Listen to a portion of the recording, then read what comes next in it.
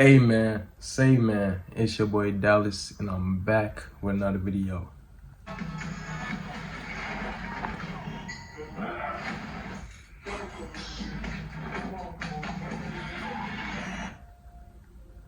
They Clone Tyrone is a movie every black person needs to see. Why? Because this movie is about you and what they are doing to us as a community. We are the clones. They put these movies in our faces for a reason. It's time we wake up and see the signs. Let's break down this movie together and find some of the hidden truths they reveal to us.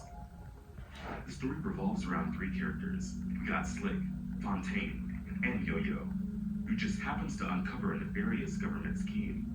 The movie starts off with a regular day in the life of Fontaine. He's a typical drug dealer. In the hood, he spots a rival gang member selling work on his block and runs him over.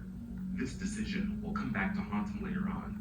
After he goes to the local food mart to play the lottery, he loses, of course. The lottery is one of the biggest scams, yet people still buy it religiously. Right after, a homeless man says, "In the water, young blood." This was no ordinary homeless man. He knew something, the truth. We'll see him give hints of what's really going on.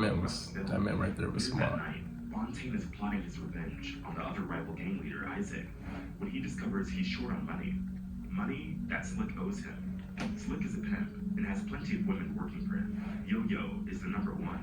Fontaine finds his way to Slick and forces him to pay his dues. One thing I took from the film early on is that it suggests that in the hood, everything stays the same. And this is happening across different periods. So, the exact year, date, or place where the film takes place doesn't matter because it would all stay the same. Look at it this way. Although the film has this 90s or 70s vibe, it also happens in modern times. Characters are using smartphones and talking about blockchain and Barack Obama. But we also see characters using flip phones, wearing baggy clothes, and outdated decor. And all of that is there by design. It is meant to create a cognitive dissonance by confusing us about the exact time. The director improves the sci-fi storyline. That's because the government cloning conspiracy feels quite complex and manipulative. And this is something that could be pulled from various decades. After he gets the money he came for, he's cornered by Isaac and his mans, who shoots him on the spot.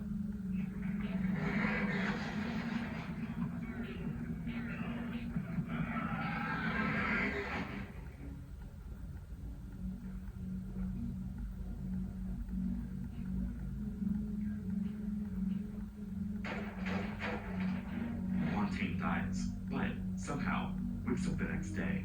He has no wounds, no stitches, nothing. It's another typical day in his life. That's when Fontaine stumbles upon a black SUV. He sees a resident getting kidnapped in broad daylight. He then talks to Slick and Yo-Yo about it, and Slick's version of events leaves Fontaine speechless. At this point, Fontaine is going crazy. He honestly can't believe he died the following night. He has to get answers. Together, they track down the SUV and find a deserted house. Here, we see an elevator, and with everything that's been going on, they can't help but check it out. All three of them hopped in and took a ride down. Now, this is where things get really interesting. They arrive in a mysterious laboratory with "Don't Stop Till You Get Enough" by Michael Jackson playing in the background. As the doors open, they spot this white man with an afro. They immediately snatch him up and hold him hostage. While down there, they find a white powder that looks a lot like cocaine, but it isn't. Just powder that has them laughing uncontrollably. But before you know it, things get I wonder what that is. They I wonder accidentally shoot their do they have that As in they're real life? leaving, Fontaine discovers something interesting. His That dead white body powder, was whatever that before. is. I'm not gonna lie, the staff worker caught me off guard. But we later found out that this was all one big experiment to turn black people white, and the staff for the failed experiments because our hair was too stubborn. Hence, that's why he has white skin, but with black people's hair. But it makes me wonder, what really happened to Michael Jackson? And is this movie telling us something?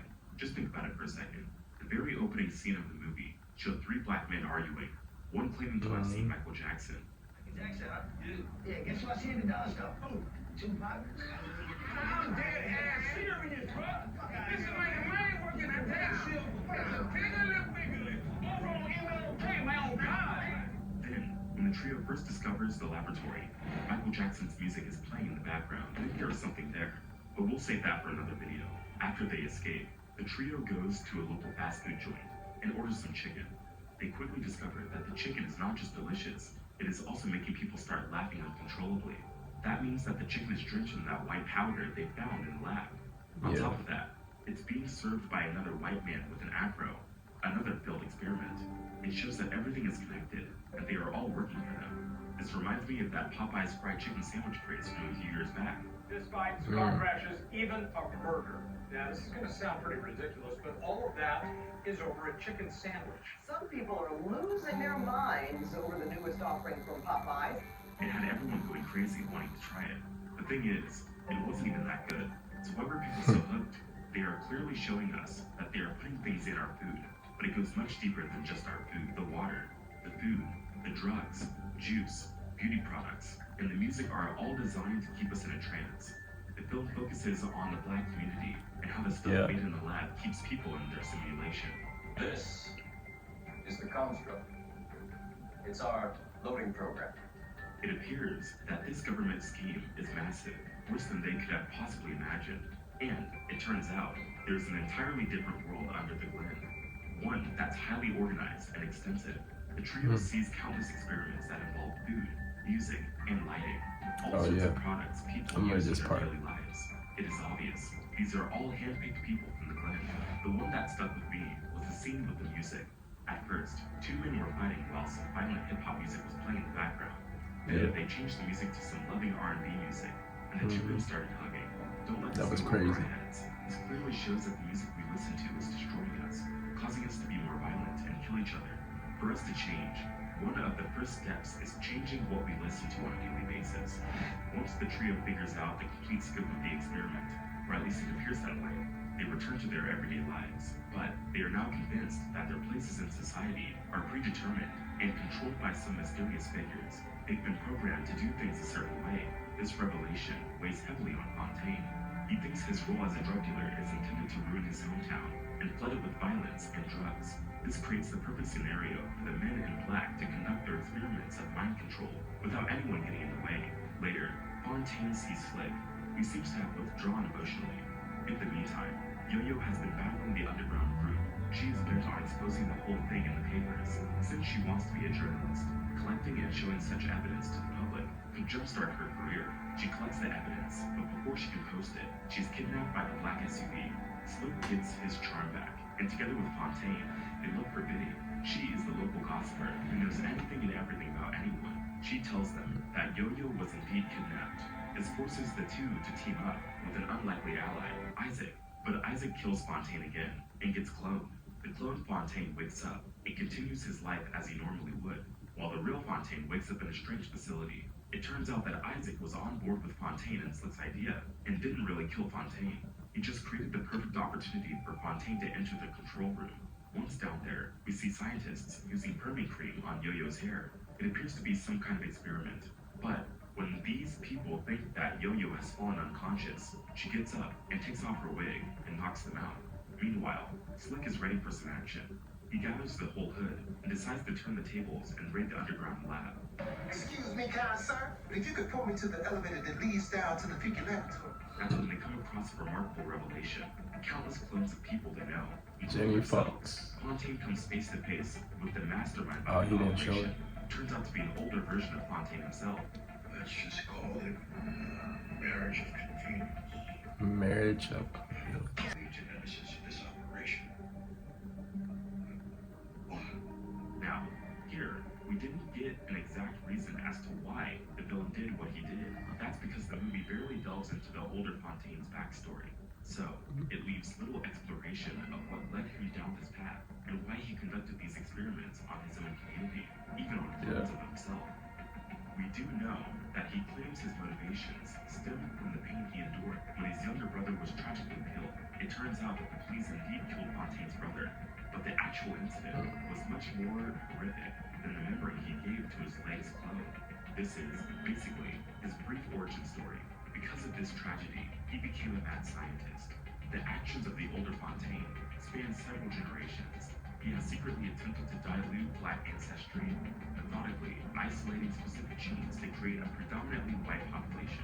This unsettling revelation, exemplified by the lab tech and a few other white characters with black hair, echoes the disturbing historical reality of genocides that aim to eliminate the black community. For example, the North Carolina Eugenics Board once pursued pursued a similar goal. They sought to eliminate African Americans through sterilization and selective breeding.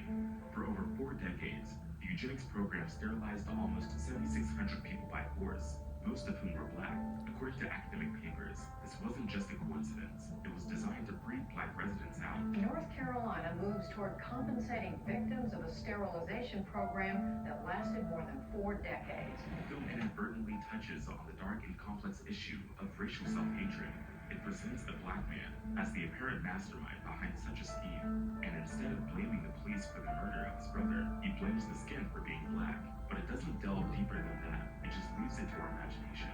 Then we see that the young Fontaine has another trick up his sleeve. He uses the Olympia Black phrase, which triggers the guard clone to do whatever they say. He uses this opportunity to kill the old Fontaine and get away alive. Yeah. This, to me, feels like the biggest plot hole. Can anyone who says the phrase control the clones? Why didn't they control young Fontaine as well? Is it that efficient in controlling an entire clone army? The point is, the trio saves the day and frees the clones. The news gets flooded with reports of naked people running across the street. And what's amazing is just how quickly residents of the Glen have rallied for help. We've got folks out here giving out water, food, clothes off their own backs. While it appears to be the end, it is not. In the last scene, we see a person who appears to be Fontaine going through his daily routine, much like what he did when the movie started. Yeah.